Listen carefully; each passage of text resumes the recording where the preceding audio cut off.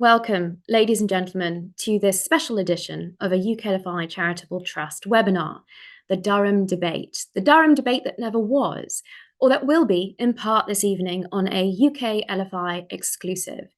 Just under 48 hours ago, Lance Forman, David Collier and I were due to speak in favour of the motion this House believes that the Palestinian leadership is the biggest barrier to peace. This was at the invitation of the Durham Union. The speakers in opposition were Chris Doyle, Director of the Council for Arab-British Understanding, Dr. Peter Shambrook, a Middle Eastern historian, and Mohab Ramadan, a Durham University undergraduate.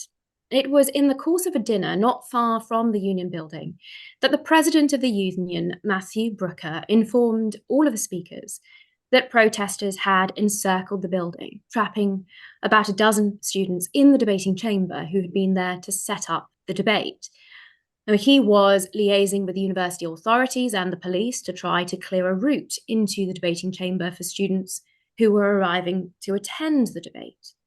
Over the course of an hour or so, the decision, we were told, was with the university. We were informed at that dinner that it was the DEI officer, Dr. Shahid Mahmood, who had ultimately made the decision to cancel the debate. Now, the university has subsequently denied this, but they've also denied that the debate was cancelled, claiming it was postponed only. Well, that is false. In fact, the statement put out by the university is full of errors, not least that it claims an event was held and was underway when in fact it never got going, as the speakers, were advised not to attend the venue for our safety. It is remarkable that they would publicly state what is palpably untrue. The fact remains that the university has still not been in contact with any of the proposition speakers. Its approach has been truly inexplicable. Now, one might say they had, in that respect, added insult to injury. Now, we were informed the debate had been cancelled at around 9 o'clock, and that was by the President of the Union. The students could not have been more apologetic, but clearly it was not their fault. They had been entirely abandoned by university authorities. They had kept the university informed of all the developments and plainly expected the university to have their back and to embrace and uphold the Durham Union motto, free speech, since 1842. Now, I, for one, consider the conduct of Durham University to be utterly shameful, allowing students setting up for a debate to be trapped for some 2.5 hours by an angry mob battering on the doors and windows to cancel the debate and then to claim that it had only been postponed, to treat its students with such disdain, students who have had to endure, it must be remembered, the disruption of the Durham pro-Hamas encampment for months through their exams on the basis that the university supported their freedom of speech. To have their rights of freedom of speech so unceremoniously trampled on Friday night, it is truly disgraceful. Now, UK Lawyers for Israel, a voluntary association of lawyers working for the proper application of law, has grappled with the failure of universities to uphold freedom of speech for over a decade. This evening, I will call on the first and second speakers for the proposition to deliver their prepared remarks, because the proposition team will not be silenced by an angry mob, even if Durham University would prefer to capitulate to them. But before I do, I will give you a brief overview of the legal framework and the responsibility of the university, which it reneged upon on Friday. Section 43 of the Education Act 1986 provides for freedom of speech in universities, polytechnics and colleges, and it provides that every individual and body of persons concerned in the government of any establishment to which this section applies shall take such steps as are reasonably practicable to ensure that freedom of speech within the law is secured for members, students and employees of the establishment and for visiting speakers.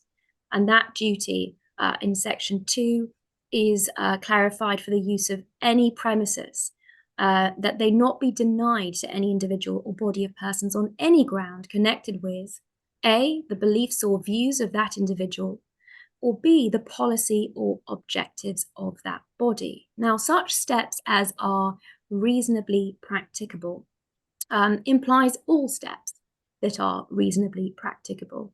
And the statute does state in this regard, it identifies specific individuals, specific victims, in relation to the protection of their private rights. There is an argument that there is a civil right or the possibility of enforcement of a civil claim, that Section 43 provides a civil right of action. But freedom of expression is also recognised at common law. This is clear from the case of Miller and the College of Policing. And of course, it's referenced in Article 10 of the European Convention on Human Rights and in Article 10 of the Human Rights Act. Freedom of expression is defined as including the freedom to receive as well as to impart information without interference by a public authority such as a university in England and Wales. And I would also note the prohibition on discrimination in relation to the exercise of convention rights in Article 14. So even if the university or any other body would seek to justify a restriction, here, where the approach of a university is to obstruct Zionist or pro-Israel expression while allowing, for example, the pro-terror encampment for so many months, there may also arguably be a breach of Article 14. Now, the substantive provisions of the Higher Education Freedom of Speech Act 2023 are to come into force on the 1st of August. The basic rules remain the same. Universities must take reasonably practicable steps to secure freedom of speech within the law for staff, members, students, and visiting speakers. And that includes provision that the person wrongfully denied freedom of speech under this new act will have a right to express compensation. Now, with that very brief overview, ladies and gentlemen, and with an invitation to you to include any questions to our speakers in the Q&A Zoom facility, it is my great honour to introduce the first speaker for the proposition, Lance Forman, a businessman, a former Brexit Party member of the European Parliament. He is the fourth generation to manage H. Forman and Son, a London-based salmon smokery. I hear, for many, he is referred to as the king of smoked salmon.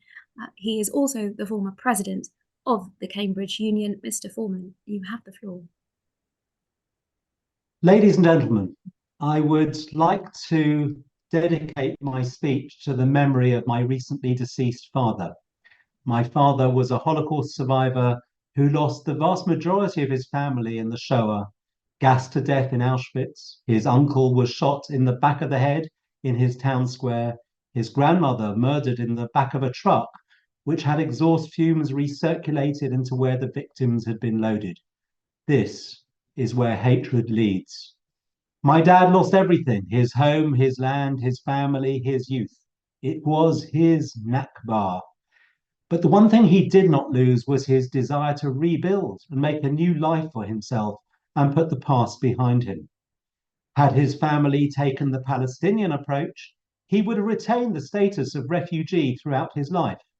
And despite being born in the UK, I too would be a refugee. My children would be refugees, and even my newborn grandchild last week would be described as a refugee by the United Nations, which singles out Palestinians from any other refugee group on the planet, so that only they retain a desire to return. My dad did not go to his grave hating the Germans for what they did. He went to his grave loving his family and thankful for the life he had. You can't build a life based on hatred. Now, the motion for debate is whether Palestinian leadership is the biggest barrier to peace. And I should like to clarify that and say both is and has been. If we were simply looking at the situation today, we might argue that Iran is the biggest barrier to peace, as they are the head of the octopus that spreads hatred throughout its various tentacles, Hamas, Hezbollah, the Houthis, and so on. But the Iranians have been allies of Israel in the past, prior to the Islamic Revolution in 1979. And we look forward to a day when the Iranian people will once again be freed from their tyranny. So let's start on a positive note.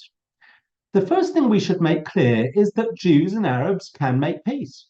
20% of Israel's population are Arabs, and they live peacefully as a minority population with full and equal rights to the Jewish majority in Israel. They are government ministers, business leaders, and judges. Indeed, universities in Israel have 20% Arab students, which mirrors the Israeli population at large. The Abraham Accords demonstrated that Arab nations can make peace with Israel too, giving hope to the region. Indeed, it is widely believed that October the 7th only happened as the Iranians wanted to scupper an ever-warming relationship between Jerusalem and Mecca, Israel and Saudi Arabia. And I have little doubt peace will eventually break out. Both the Saudis and the Jordanians supported Israel when it was attacked directly by Iran a month ago. This is the brave leadership it takes to build peace. But as with any group, there are divergent opinions. They say that if you have two Jews, you get three opinions, and it's no different amongst Palestinians or anyone. Some Palestinians do want to live peacefully, others have genocidal intentions. Leadership is about drawing people together and inspiring them by selling a positive vision of the future. But you can only succeed and deliver if you've properly laid the ground. When the State of Israel was founded in 1948, Arabs living there were divided. Israelis went village to village asking them whether they wished to live peacefully in a Jewish state. Peace-loving tribal leaders in Arab villages like Abu Ghosh, close to Jerusalem, said yes, and they've since thrived. But some said no, those who were violently against the existence of a Jewish state. And Israel was faced with no choice but to expel them. And it's no different to German enemy aliens being expelled from mainland Britain at the outbreak of World War II. And then there was a third group who simply fled. Some of these were wishful thinking Arabs who were told to leave by the neighboring Arab states, who advised them that Israel was about to be invaded and destroyed, and that within a short time they would be able to go back to their homes. Only Israel won, and so they never went back. But there were also other Arabs who fled because they believed that if the Israelis won the war, they would slaughter the remaining Arabs in cold blood, which simply reflected in their hate-filled minds what they would have done had the Arabs won. The current Palestinian president, Mahmoud Abbas, confirmed in an interview in 2013 that this is precisely why his own family fled.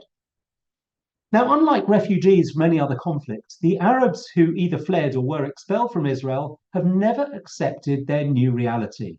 And this is down to miseducation and failed leadership. No one, not even the UN, encouraged them to accept the facts as they were and rebuild their lives. Quite the contrary, they fed their desire to return.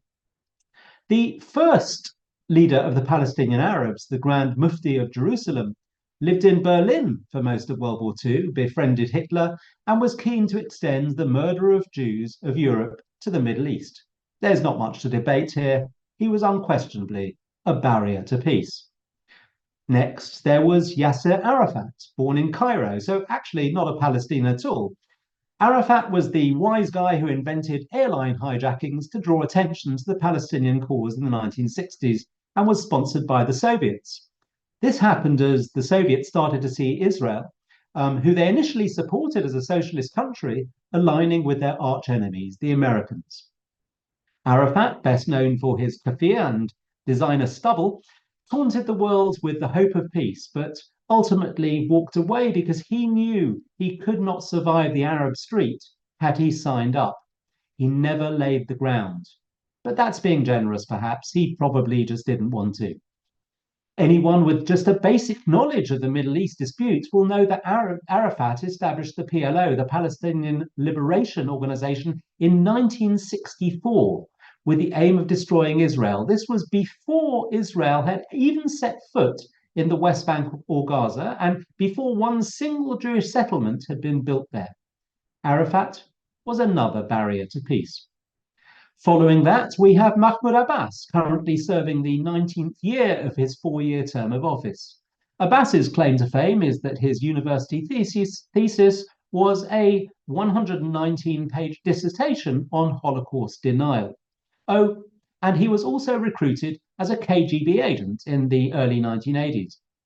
His Palestinian Authority pays tens of thousands of dollars to families who lose a martyr terrorizing Israel. This is not a model for peace and reconciliation, but is a major barrier to peace. Finally, and in parallel with Abbas, we have Hamas, who, on gaining power in Gaza, brutally murdered their political opponents in the Palestinian Authority for being insufficiently extreme towards Israel, and have spent the last 20 years educating children under the watchful eye of the United Nations to hate their neighboring Jews. As we all know, Hamas built an infrastructure of tunnels to put their hatred into action and made it their lifelong commitment to murder every Jew, not just in Israel with October the 7th style massacres again and again, but every Jew on the planet. This, my friends, is the biggest barrier to peace, and these fascists must be eradicated. All the Palestinian leaders to date have sold a fantasy to their people of the river to the sea with no Jewish state. And rather than educate their children to live in peace with their neighbors, they, in conjunction with funding from the UN, the EU, and so on, have done precisely the opposite. Instead of teaching their people to love their neighbors, they have educated them to hate and have rewarded terror and incitement.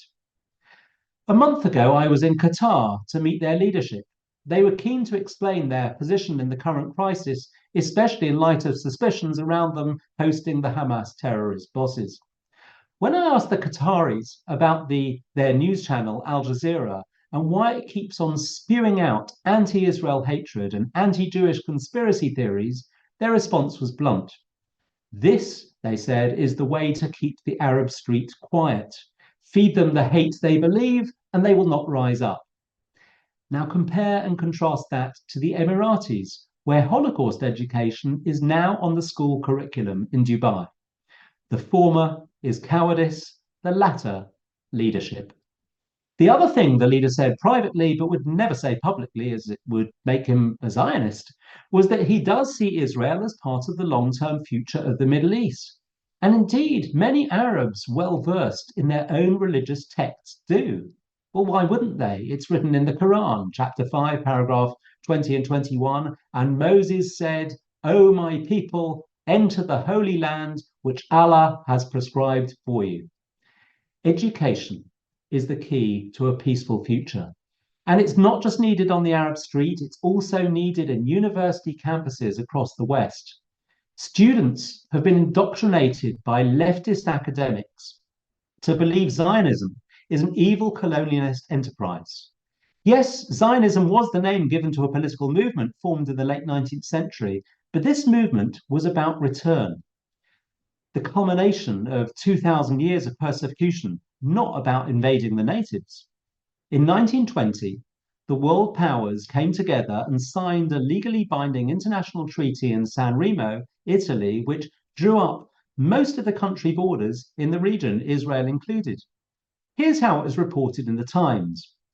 The news that Great Britain is to have the mandate for Palestine will be received with intense gratification by Jews in all countries. It means that at last, after 20 centuries, the Jews will begin the work of re-establishing their ancient homeland under a stable and civilized government. The wandering Jews will at last have a home. Note, it says re-establishing. Zionism is the greatest anti-colonial movement in the history of mankind. Liberal students should be welcoming it. Just this week, the Foreign Minister of the United Arab Emirates, Abdullah bin Zayed, said, "The Palestinian leadership are like Ali Baba and the 40 thieves. They are useless." When a Palestinian leader finally emerges, who will inspire their people to accept the reality of their situation and move forward from there, then and only then will there be peace. Or as former Israeli Prime Minister Golda Meir famously said, "Peace will come when the Arabs will love their children more than they hate us." I beg to move. Thank you, Mr. Forman, very much for opening the case for the proposition. It is now my honour to introduce the second speaker for the proposition, Mr. David Collier, an investigative journalist and researcher reporting on anti-Semitism and anti-Zionism in the UK. In 2022, pro-Israel media watchdog Camera gave him a Portrait of Courage award for his journalism, including historic anti-Semitism in the Labour Party. Mr. Collier, you are very welcome. Thank you for inviting me here to speak tonight to explain why Palestinian leadership is the biggest barrier to peace. I'm going to highlight 3 key points: that the Arab leadership opposed peace since the very beginning, that the Palestinian leadership missed numerous opportunities to end the conflict, and that key players in the Palestinian leadership are not interested in peace at all. I'm actually going to start way back in 1882. This predates all of the excuses thrown at the Jewish state. It's before Hamas and Gaza, before the 67 war, before the rebirth of Israel in 1948, before the Mandate, before Balfour. It's even before Herzl created the Zionist movement. The area then was under Ottoman colonial rule, so no blaming the British there either. In June 1882, a group of Jews sailed from Constantinople, Istanbul, to Jaffa. The group was denied entry and deported. New rules had been set in place, restricting Jewish immigration. How many Jews were on that ship? 14. The Ottomans had been petitioned by local religious Arab leaders who did not want the Jews to settle. They said that the Jews endangered public health. Or perhaps 1891. Jews were murdered in anti-Jewish riots in Jaffa. Those Jews were refugees escaping anti-Jewish violence elsewhere.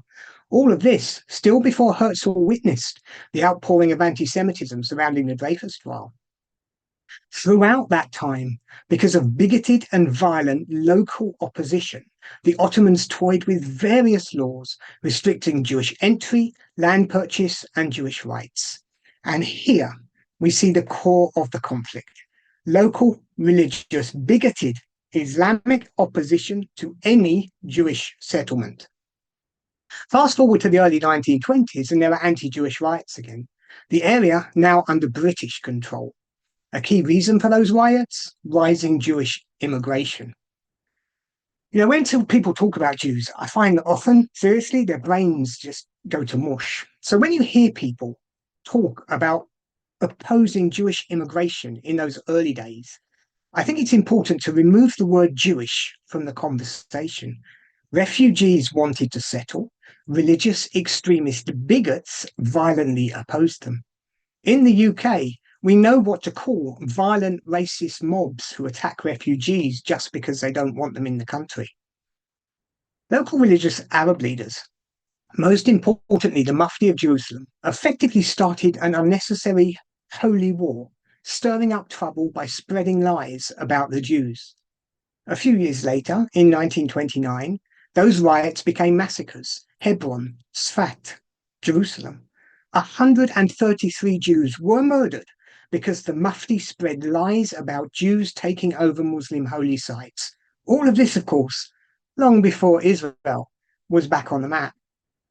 In 1933, it was Izzeddin al-Qassam, an Islamic extremist leader who was using religious sermons to whip locals into a violent frenzy. Today, the Hamas terror army, it's named after him. The violence of the 1930s grew so great, the British believed that the only answer was to separate the two sides. And this is important because it shows the mandate. Balfour was a one-state position.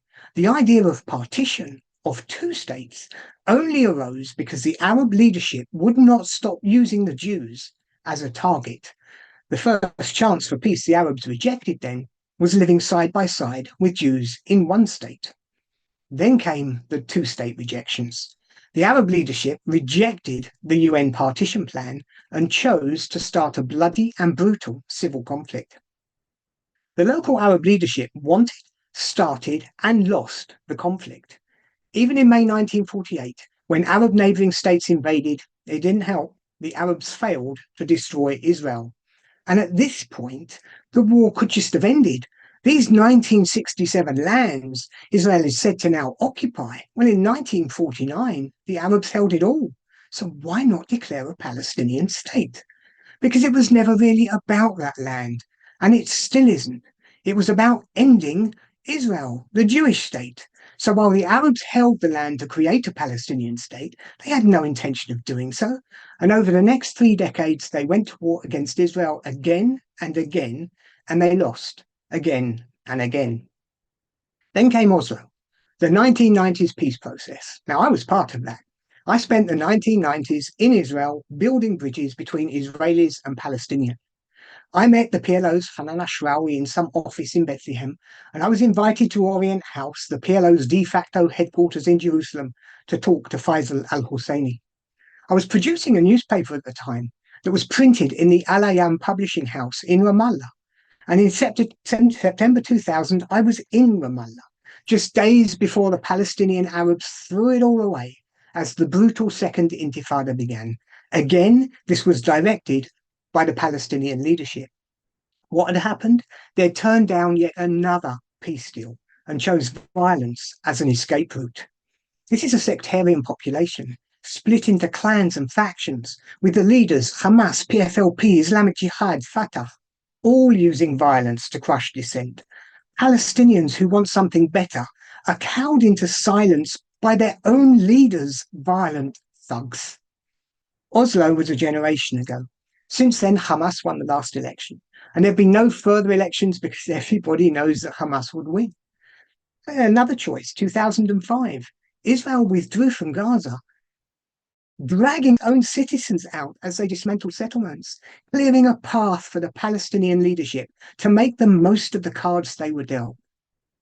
We could have had a new era between Gaza and Israel, but the Palestinians voted for Hamas, and the Palestinian leaders, Hamas, chose a different path. It led to October the 7th. And in 2008, the corrupt Palestinian president, Mahmoud Abbas, worth hundreds of millions sitting in his ivory house, he turned down yet another deal for peace, all because they reject Jewish majority control over any part of the land. Just consider those 14 Jewish passengers from that ship in 1882. The Palestinian leadership doesn't really want peace.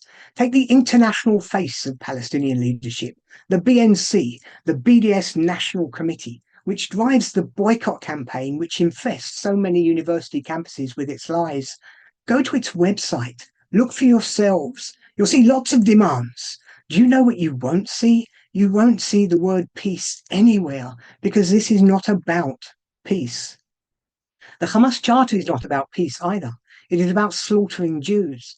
This is the group that on October the 7th led a massacre against Israeli villages and rampaged through a music festival, slaughtering young people just like the Durham students. Fatah, the Al-Aqsa Martyrs Brigade, well, this is Fatah's terrorist army, and today it's battling Hamas to see who can be more deadly to Jews from towns like Nablus and Jenin. It isn't one group. It's all of them, collectively holding up a million demands that ultimately mean Israel needs to cease to exist. There were so many opportunities to choose a different path. They could have lived with the Jews side by side, or accepted partition, or declared a Palestinian state between 1949 and 1967, or accepted any of the deals offered since. Palestinian leaders have missed every single opportunity to make lives better for everyone, Palestinians and Israelis. And where are they? Arafat's family is enjoying the billions he stole from the Palestinians. Ismail Haniyeh and Khaled Mashal from Hamas, they're not in a Gaza tunnel. They're living in Qatar, also enjoying the billions that they stole from the Palestinians. The previous leader, the Mufti, he ends up in Berlin in 1941, begging Hitler to help him deal with the Jews in Palestine. These leaders have been selling out the future of Arabs and Jews for over 100 years. Today, the leaders of the PLO are akin to gamblers who keep losing but cannot leave the gambling table. Tragically, they remain willing to sacrifice the lives of everyone in the region. As I outlined in the beginning, the leaders started the violence, continued the violence, and turned down numerous offers to end the conflict because, quite simply, peace is not on their agenda. There is no bigger barrier to peace than that. I urge you to support the motion. I'm tremendously grateful to both of you for taking the time to deliver your speeches. We don't have an opposition in this context. We do have certain questions that have been posed by our audience. But before I turn to those, it strikes me both of you have explained the history of entrenchment here. David, your reference to missing an opportunity makes me recall Abba Eben's famous words in the 70s that the Palestinians have never missed an opportunity to miss an opportunity. But my takeaway from the longevity of the problems that you have raised in relation to, of course, the notion that the Palestinian leadership is the biggest barrier to peace leads me to consider what the position of the Palestinian leadership is and what it's motivated by. Mahmoud Abbas, the leader of the Palestinian Authority, the so-called moderates in this equation, he has no incentive to seek a peaceful solution, does he? When we consider he relies on Israeli security cooperation to prevent a Hamas takeover of the West Bank in the same way they took over the Gaza Strip, throwing their opposition Fatah members off of the roofs of buildings. When we consider that Abbas relies on donations from the international community, which continue to flood in, and David, you've referenced the bank accounts held elsewhere by the Palestinian leadership and their thefts of that funding. And when Abbas and anyone who follows him relies on the perpetuation of this conflict to cement their power, to consolidate their hold on power by having an outside enemy that they can blame for their problems, I mean, just on those three reasons, I don't see how anyone could make the case that the Palestinian leadership in the current circumstances even has an incentive to seek an end to this. And that's before we, of course, talk about Hamas and their threats to conduct the 7th of October over and over again. And it strikes me, and it's reaffirmed by listening to the both of you, that all of this ultimately comes down to education and incentivization to terror. The indoctrination that we have seen for generations now, with international backing in UNRWA-run facilities. 3/4 of the terrorists that crossed the border of the 7th of October are said to have been educated in the UNRWA school system. And when we couple that indoctrination from kindergarten up with the incentivization to terror by the pay-for-slave program, which is conducted by, again, the moderates in this equation, the Palestinian leadership in the Palestinian Authority, who paid, by all accounts, the Nukhba terrorists released in 2011 Gilad Shalit deal that planned these attacks on the 7th of October. So until we grapple with the barriers to peace, the Palestinian leadership, indoctrination, and incentivization to terror with the pay-for-slave policy, then unfortunately we may very well see a reoccurrence, a continuation of the entrenchment that both of you have so eloquently described. Lance, there is a question directed specifically to you, which I shall put directly, if I may. It references your talking about full and equal rights for Arabs in Israel today. Full maybe on paper, the questioner says, but if there were equal rights, would you expect more equal representation of Arabs in senior positions in Israeli society, in business, education, law, and civic society, in parliament? Is it comparable to the lack of equality in British society for Jewish people only a few decades ago? Would you like to answer?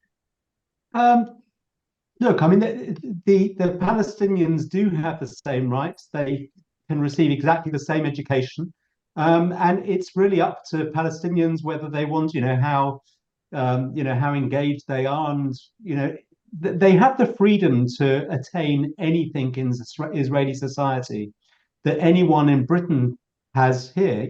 It's an equal opportunity society. It's a democracy. They can go much further in Israel than they can do in any other society in the Middle East. So, I don't think Israel can be criticized in any way for that. As I mentioned, they have been government ministers. They're in top business positions and in the judiciary as well. So I think that Israel should be very proud of its record with its minority population. I think it's been, I think it's been amazing. If only it were the same in the other Middle Eastern countries. I should say I know many of them when I speak to Israeli Arabs. When I speak to Israeli Arabs, eschew this description of them as Palestinians. Some of them embrace it, but the international community's reference even to those that hold Israeli citizenship as Palestinians doesn't sit well with all of them. And of course, even after especially after the 7th of October, we have seen the incredible cooperation and unity that so many Israeli Arabs have expressed. David, a question to you, perhaps. Does the world truly want an Israel living in peace since 1948? This questioner says, I don't believe. He says he does not believe so, as it would unleash Islamism on the Western world. Do you have any thoughts on whether it's the international community? Perhaps the implication of this question is that it's the international community that is the bigger barrier to peace. What would you have to say about that? I'm sorry, you stalled. I don't know whether it was me or you. The first part of that question. The first part of the question is, does the world truly want an Israel living in peace since 1948? It's an interesting question because it's difficult to get. I always avoid conspiracy, always, but it's difficult to look at the situation that we're currently in, where effectively the world created or helped to create a Palestinian identity, which it should not have done. We should not be in a situation where there are any Palestinians today, let alone several million of them. This was done with the help of world bodies like the UN and major powers. They entrenched it. They created organizations such as UNRWA to embed it in perpetuity. And we are now today in a position where, as you've referenced, there's no incentive really for the Palestinians to seek a peaceful deal, because they will end up as some kind of pauper state, in living without the help of the world and living without all of these billions rolling in, and no longer the eye and heart of the Western world. So they will lose a lot were they to choose peace. And this has been created by the environment. And we only have to look around us today. Yesterday, 4 Israeli hostages were rescued. And if you look across today's media, it's shocking that it's almost as if Israel was wrong to try to rescue the hostages that Hamas have been keeping captive for 8 months. This is nothing to do with the Palestinians. This is more to do with the way the West is treating the situation. So yes, there's certainly something to it. So I wouldn't discard it completely. We've got perhaps time for one last question to the both of you. It's a big question.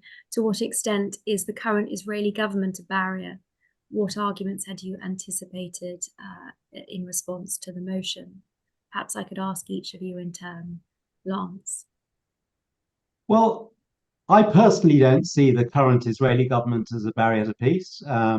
Israel's democracy, the government is who the people voted for. I do think there's a problem with their political system and the fact that tiny parties have disproportionate power, and I would like to see reform in that direction.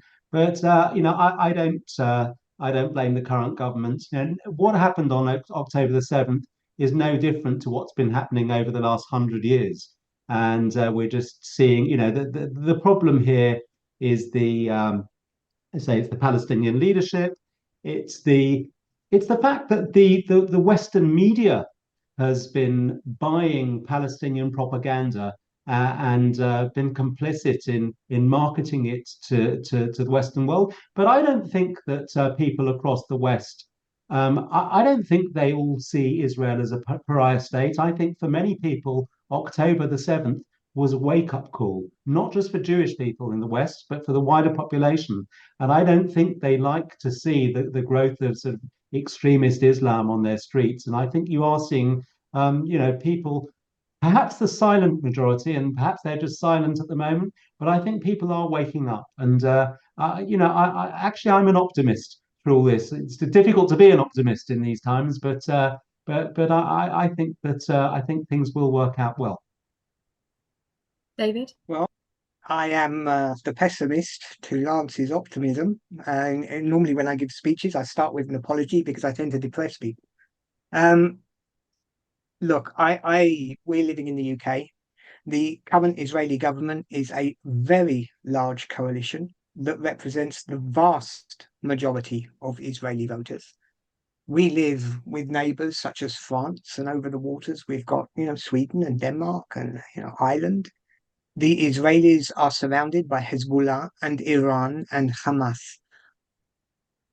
To be in a position where we are criticizing the vote of the very people that pay the price for living in those conditions, I think is errant. Israelis vote for the government that reflects the reality of the environment in which they live. And living here in our cozy little world, sometimes we have trouble understanding that. I tend to avoid criticisms of the Israeli government. I think it's for Israelis to decide their future and their democracy. And so I'll leave it with that. There are a great number of additional questions on greater detail. I know we're very limited on time, but they fall into the categories that I have essentially put, so I trust our audience will forgive me.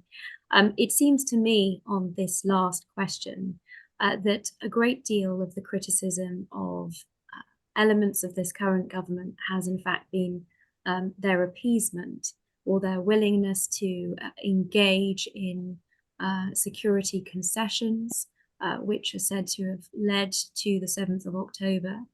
I hear your optimism and your pessimism, Lance and David, and I perhaps try and position myself somewhere in between the two of you. It is striking, I think, that it is generally acknowledged in Israel that a right-wing government is far more likely to be able to make peace than a left-wing government, because if a right-wing government puts forward a proposal, it will carry the left with it, whereas it's a matter of common understanding that any significant peace accord will require broad political support across the spectrum, the country to be united behind it, somewhat perhaps like we have seen a very united Israel over the last 8 months. So in that respect, I find the focus on the current government in Israel interesting, in that it doesn't quite sit with that general received wisdom from the country itself. But clearly there are perhaps many barriers that the motion did not necessarily do justice to. But both of you have been able to provide an insight into the history and the protracted nature of the intransigence here, which is extremely important. If I may say so, I don't think it's often heard on university campuses, and it is all the more troubling that you were not able to deliver those speeches on Friday, but you have done now, and I'm bound to say to a far more significant audience in number than would have fit into the chamber of the Durham Union. I'm tremendously grateful to the both of you, and also to UK Lawyers for Israel for facilitating this at short notice. It is not our usual webinar style or length, but I think it's extremely important in the circumstances. Thank you very much to everyone who's joined us.